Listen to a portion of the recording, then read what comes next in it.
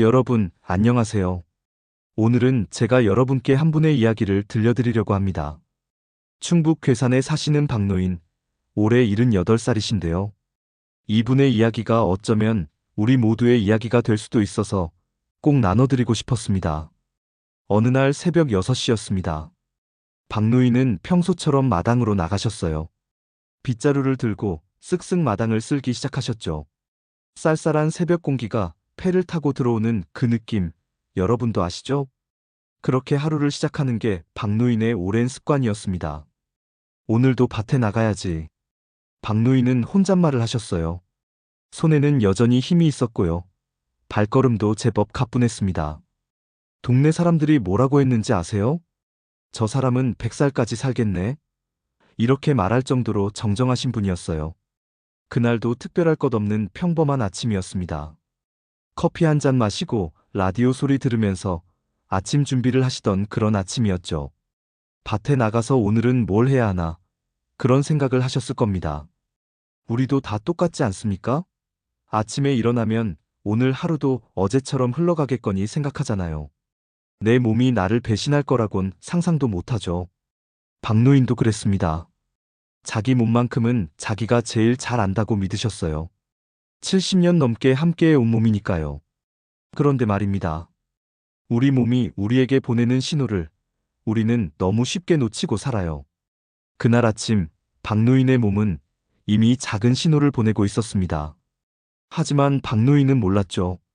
그저 평범한 하루의 시작이라고 생각하셨으니까요. 여러분, 건강이라는 게 정말 무섭습니다. 어제까지 멀쩡하던 사람이 오늘 갑자기 달라질 수 있거든요. 그런데 그날 뭔가 달랐습니다. 점심때쯤이었어요. 박노인은 장작 더미를 옮기고 계셨습니다. 겨울 준비를 해야 하니까요. 그런데 갑자기 다리가 휘청했습니다. 어? 박노인은 잠깐 벽을 짚으셨어요. 이상했어요. 분명히 평소랑 다른 느낌이었죠. 어제 막걸리를 좀 많이 마셨나? 그렇게 생각하셨습니다. 대수롭지 않게 넘기셨어요. 나이 들면 이럴 수도 있지. 뭐 그런 마음이셨던 거죠. 점심 준비를 하셨습니다. 밥상을 차리고 숟가락을 들으셨어요. 김치 한 점을 집으려는데 땅! 숟가락이 바닥에 떨어졌습니다. 박노인은 멍하니 자기 오른손을 보셨어요. 방금 분명히 숟가락을 쥐고 있었는데 손가락이 말을 안 듣는 겁니다. 뭐지? 다시 숟가락을 집으려고 했어요. 손이 떨렸습니다. 제대로 힘이 안 들어가요. 그때였습니다. 박노인의 심장이 싸늘해지기 시작했어요. 설마, 이 단어가 머릿속을 스쳤습니다. 작년에 옆집 할아버지가 쓰러지셨을 때 그 모습이 떠올랐어요. 뇌졸중. 그 무서운 단어가 떠올랐습니다. 아니야, 아닐 거야. 박노인은 애써 부정하려 하셨어요. 하지만 몸은 정직했습니다. 오른쪽 다리에도 힘이 빠지는 게 느껴졌어요. 집 안을 걷다가 비틀거렸습니다. 벽에 기대지 않으면 서 있기도 힘들었죠. 두려웠습니다. 70평생 이렇게 무력한 적이 없었어요. 내 몸이 내 것이 아닌 것 같은 그 느껴. 상상해보세요. 얼마나 무서웠을까요? 박노인은 떨리는 손으로 전화기를 집었습니다. 119였습니다. 여보세요. 몸이 이상해요. 목소리가 제대로 안 나왔어요. 혀가 꼬이는 것 같았습니다. 말이 또렷하게 안 나오는 거예요. 구급대원이 물었습니다. 어디가 불편하세요? 손이, 다리가. 박노인은 간신히 대답하셨어요. 15분 후 119가 도착했습니다. 구급대원이 박노인을 보자마자 표정이 굳었어요. 빨리 가봐야겠습니다. 들것에 누우면서도 박노인은 말했습니다. 괜찮습니다. 그냥 좀 피곤해서 그래요. 아직도 믿고 싶지 않으셨던 거죠. 이게 큰일이라는 걸. 구급차 안. 사이렌 소리가 시끄러웠어요. 박노인은 천장을 바라보셨습니다. 형광등 불빛이 흔들렸어요. 아니, 흔들리는 건 박노인의 시야였습니다. 이러다 죽는 건 아니겠지? 그런 생각이 스쳤어요. 병원 응급실. 문이 열렸습니다. 의사들이 뛰어왔어요. CT를 찍었습니다. 혈압을 재고 혈액을 뽑았죠. 박노인은 그저 시키는 대로 따랐습니다. 할 수 있는 게 없었어요. 30분쯤 지났을까요? 의사가 왔습니다. 보호자분 계십니까? 아들이 헐레벌떡 달려왔어요. 의사는 단호하게 말했습니다. 뇌경색 초기입니다. 아주 빠르게 오셨어요. 조금만 늦었어도 말끝을 흐렸습니다. 그 침묵이 더 무서웠어요. 박노인은 그제야 깨달았습니다. 아, 나 무너지기 시작했구나. 평생 믿어왔던 내 몸이, 튼튼하다고 자신했던 이 몸이 지금 나를 배신하고 있다는 걸. 응급실 침대에 누워서 천장만 바라보며 박노인은 생각했습니다. 왜 진작병원에 안 갔을까? 왜 검진을 안 받았을까? 후회가 밀려왔습니다. 하지만 이미 늦었어요. 시간은 되돌릴 수 없으니까요. 입원 수속을 밟았습니다. 일주일이 지났습니다. 박노인은 병원 침대에 누워 계셨어요. 흰 천장, 소독약 냄새, 복도에서 들리는 발소리. 이게 박노인의 새로운 일상이 되었습니다. 창밖을 보셨어요. 가을 하늘이 파랗게 펼쳐져 있었죠. 지금쯤 밭에 김장배추 심어야 하는데 작년 이맘때는 뭐 했더라. 장작을 패고 친구들이랑 막걸리 한잔하고 그런 일상들이 떠올랐습니다. 이제 그럴 수 없어요. 오른쪽 다리는 제대로 움직이지 않았고요. 손도 마찬가지였습니다. 화장실 가는 것도 혼자 못했어요. 간호사를 불러야 했죠. 내가 이렇게까지 됐나? 자존심이 상했습니다. 아니, 자존심보다 더한 게 있었어요. 두려움이었습니다. 나 이제 평생 이렇게 사는 건가? 옆 침대 환자가 있었어요. 그분도 뇌졸중이셨대요. 벌써 2달째 입원 중이라고 했습니다. 저도 처음엔 멀쩡했어요. 그런데 어느 날 갑자기 그분의 말이 귀에 꽂혔어요. 박노인은 자기 손을 내려다보셨습니다. 주름진 손, 굳어버린 손가락들. 이 손으로 평생을 살아왔어요. 밭을 갈고, 나무를 베고, 손주들을 안아주고. 그런데 이제는요? 숟가락 하나 제대로 못 쥐는 손이 됐습니다. 오후였어요. 물리치료사가 왔습니다. 오늘은 손가락 운동해 볼게요. 간단한 동작이었어요. 손가락을 펴고 오므리고. 그런데 안 됐어요. 생각대로 움직여지지 않는 거예요. 천천히 하세요. 조급해하지 마시고요. 물리치료사가 다독였습니다. 박노인은 땀을 뻘뻘 흘렸어요. 이렇게 간단한 것도 안 된다니. 저녁이 됐습니다. 간호사가 저녁 식사를 갖다 주셨어요. 죽이었습니다. 박노인은 숟가락을 들었어요. 왼손으로. 평생 오른손잡이로 살았는데 이제는 왼손으로 밥을 먹어야 했습니다. 숟가락이 떨렸어요. 죽이 흘렀습니다. 이게 다리 하나, 손 하나 멈추는 일인가? 박노인의 눈빛에는 후회가 가득했습니다. 그리고 두려움도. 진작에 알았더라면, 진작에 관리했더라면. 하지만 이미 늦었어요. 밤이 왔습니다. 병실은 조용했어요. 박노인은 잠을 이룰 수 없었습니다. 이틀 후 퇴원 날이 왔습니다. 아버지, 짐 다 챙기셨어요? 아들이 휠체어를 밀고 왔습니다. 박노인은 고개를 끄덕였어요. 말없이 집으로 가는 차 안. 창밖 풍경이 스쳐 지나갔습니다. 익숙한 길이었어요. 평소 같았으면 30분이면 도착했을 거예요. 하지만 오늘은 그 길이 너무 멀게 느껴졌습니다. 집에 도착했어요. 현관문을 열었습니다. 조심하세요. 아들이 박노인을 부축했어요. 문턱 하나 넘는 것도 이렇게 힘들다니. 거실로 들어왔습니다. 모든 게 낯설었어요. 분명 내 집인데, 내가 평생 살아온 집인데, 왜 이렇게 낯선지. 소파에 앉으셨습니다. 아들이 물 한 잔을 갖다 줬어요. 아버지. 아들이 조심스럽게 말을 꺼냈습니다. 건강검진 좀 꾸준히 받으세요. 박노인은 물만 마셨어요. 대꾸하지 않았습니다. 미리 알았으면요. 이렇게까지 안 됐어요. 아들의 목소리가 떨렸습니다. 혈압이 높다는 거 작년에도 알고 계셨잖아요. 약 좀 드시라고 했잖아요. 박노인은 말없이 고개를 끄덕였습니다. 맞는 말이었어요. 다 맞는 말이었습니다. 작년 건강검진에서 혈압이 높다고 했었죠. 의사가 약을 처방해줬어요. 하지만 박노인은 안 드셨습니다. 약 먹으면 평생 먹어야 한다던데. 난 아직 괜찮아. 그렇게 생각하셨던 거예요. 몸은 내가 제일 잘 안다. 평생 그렇게 믿고 사셨습니다. 감기 한 번 안 걸리고, 병원 한 번 안 가고, 튼튼하게 살아왔으니까요. 그 믿음이 오늘의 자신을 만든 거였습니다. 아버지, 이제라도 관리하셔야 해요.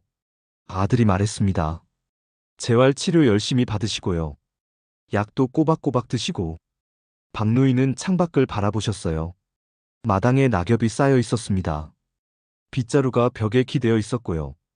예전 같았으면 벌써 쓸어냈을 텐데, 이제는 그것조차 못하는 몸이 됐습니다. 알았다. 박노인이 작은 목소리로 말했어요. 이제라도 알았으니까. 늦었지만 아들이 박노인의 손을 잡았습니다. 늦지 않았어요, 아버지. 지금부터라도 하시면 돼요. 박노인은 고개를 끄덕였습니다. 그날 밤 박노인은 약봉지를 꺼냈어요. 한 알, 두 알, 세 알. 이제 매일 먹어야 할 약들이었습니다. 물과 함께 삼켰어요. 씁쓸했습니다. 다음 날 아침 아들이 차를 가져왔습니다. 아버지, 재활센터 가요. 박노인은 천천히 일어났습니다. 재활센터. 처음 가보는 곳이었어요.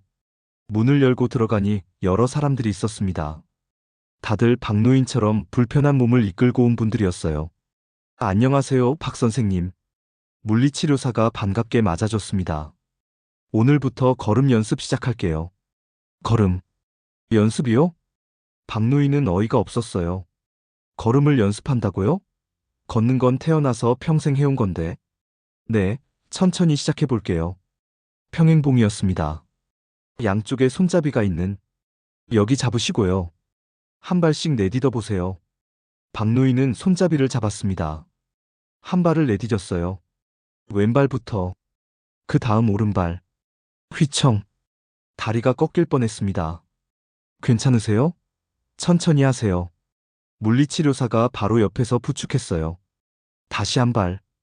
또 한 발. 땀이 났습니다. 이마에서 땀이 뚝뚝 떨어졌어요. 고작 5걸음 걸었을 뿐인데 숨이 찼습니다. 온몸이 떨렸어요. 잘하셨어요. 오늘은 여기까지 할게요. 박노인은 의자에 주저앉았습니다. 이렇게 힘든 건가요? 목소리가 떨렸어요. 처음엔 다 그래요. 괜찮습니다. 물리치료사가 웃으며 말했습니다. 집에 돌아왔어요. 온몸이 쑤셨습니다. 침대에 누웠는데 잠이 안 왔어요.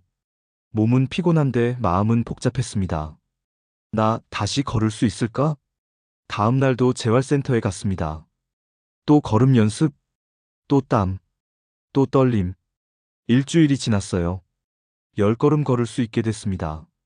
2주가 지났어요. 20걸음. 한 달이 지났습니다. 평행봉 없이도 몇 걸음 걸을 수 있었어요. 선생님, 박노인이 물었습니다. 이 나이에 나을 수 있을까요? 솔직한 질문이었어요. 78살. 이미 늙은 몸인데. 물리치료사가 박노인을 똑바로 봤습니다. 천천히라도요. 잠시 멈췄다가 말했어요. 포기하지 않으면 됩니다. 그 말이 박노인의 마음에 꽂혔습니다. 천천히라도. 포기하지 않으면. 박노인은 고개를 끄덕였어요. 그날 오후 집에서 혼자 연습했습니다. 벽을 잡고 한 걸음, 2걸음 넘어질 뻔했어요. 하지만 다시 일어났습니다. 또 걸었어요. 또 땀 흘렸습니다. 포기하지 않는다. 천천히라도 간다. 박노인은 그렇게 다짐했습니다. 창밖에는 겨울이 오고 있었습니다. 그리고 3개월이 흘렀습니다. 봄이었습니다. 박노인은 마당에 서 있었어요. 혼자서. 지팡이 없이. 바람이 불었습니다. 따뜻한 봄바람이었어요. 빗자루를 집었습니다. 오른손으로. 아직 어색했어요. 힘도 예전 같지 않았습니다. 하지만 쥘 수는 있었어요. 천천히 마당을 쓸기 시작했습니다. 쓱, 쓱. 낙엽이 모였어요. 겨우내 쌓였던 낙엽들. 땀이 났습니다. 숨이 찼어요. 그런데 박노인은 웃고 있었습니다. 후. 한숨을 쉬며 하늘을 올려다봤어요. 이게 사는 거지. 3개월 전엔 상상도 못했던 일이었습니다. 마당을 쓸고, 혼자 걷고, 밥을 먹고, 이런 평범한 것들이 얼마나 소중한지 아프고 나서야 알았습니다. 아침마다 약을 먹었어요. 빠뜨리지 않고 스트레칭도 했습니다. 물리치료사가 가르쳐준 대로 다리를 펴고 팔을 돌리고 물도 열심히 마셨어요. 하루 8잔. 예전엔 물 마시는 것도 귀찮아 했었는데 이제는 알았습니다. 건강은 지키는 게 아니라 만드는 거라는 걸. 매일매일 쌓아가는 거라는 걸. 한 번에 쌓이지 않아요. 천천히 조금씩 약 한 알, 물 한 잔, 스트레칭 한 번. 그런 작은 것들이 모여서 건강이 되는 거였습니다. 점심때였어요. 동네 친구가 찾아왔습니다. 야, 박노인. 살아있네? 웃으며 들어왔어요. 살아있지. 이 정도로 안 죽어. 박노인도 웃었습니다. 많이 좋아졌다던데? 응. 이제 좀 걸어 다닐만 해. 둘이 마루에 앉았어요. 차 한 잔씩 마셨습니다. 막걸리 한 잔 할까? 친구가 물었어요. 박노인은 고개를 저었습니다. 난 이제 안 마셔. 약 먹으니까. 에이, 한 잔쯤이야. 아니야. 한 잔이 2잔 되고 2잔이 3잔 되지. 박노인은 단호했습니다. 다시는 병원 신세 안 질 거야. 친구가 고개를 끄덕였어요. 그래, 네가 맞다. 건강이 최고지. 해가 기울었습니다. 박노인은 마당을 한 바퀴 걸었어요. 천천히. 한 걸음 한 걸음. 땅을 밟는 그 느낌이 좋았습니다. 살아있다는 느낌. 내 발로 걷는다는 느낌. 고맙다. 박노인은 생각했어요. 다시 걸을 수 있게 해준 이 몸에게. 포기하지 않았던 나 자신에게. 저녁이 됐습니다.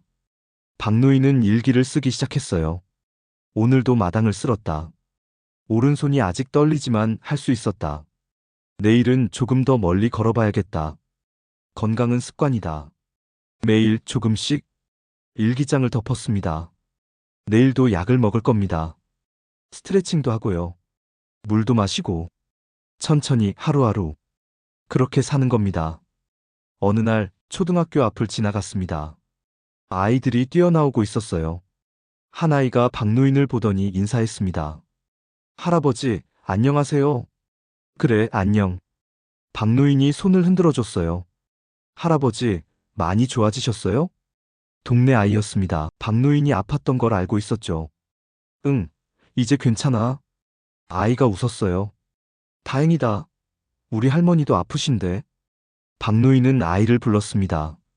얘야, 잠깐만. 아이가 멈춰섰어요. 할머니한테 전해라. 병원 꼭 가시라고. 네? 그리고 말이야. 박노인이 무릎을 굽혀 아이 눈높이에 맞췄습니다. 너도 커서 건강 조심해라. 젊다고 방심하지 마라. 네, 할아버지. 아이가 뛰어갔어요. 박노인은 그 모습을 한참 봤습니다.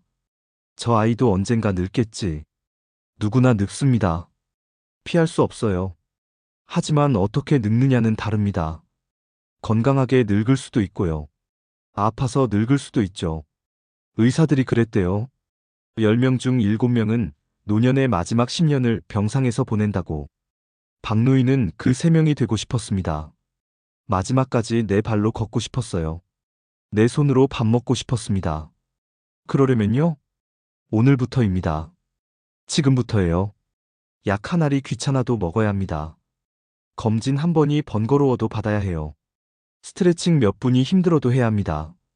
건강은 어느 날 갑자기 무너진다. 박노인이 혼잣말을 했어요. 하지만 다시 싸울 수도 있어. 집으로 걸어갔습니다. 지팡이 없이. 천천히 하지만 단단하게. 한 걸음 한 걸음이 소중했어요. 여러분, 박노인의 이야기 들으셨죠? 남의 이야기 같으세요? 아닙니다. 이건 우리 모두의 이야기예요.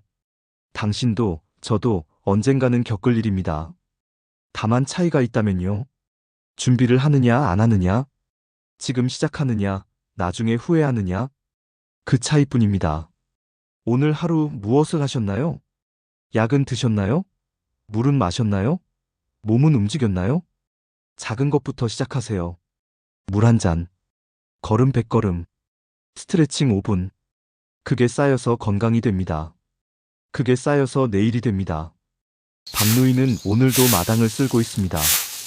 오른손은 여전히 조금 떨리지만요. 그는 웃고 있습니다. 이게 사는 거지. 살아있다는 것. 내 발로 걷는다는 것. 내 손으로 무언가를 한다는 것. 그게 얼마나 소중한지 아프고 나면 알게 됩니다. 하지만 아프기 전에 알면 더 좋겠죠? 건강하십시오. 오늘부터 지금부터 천천히라도 괜찮습니다. 포기하지만 않으면 됩니다. 감사합니다.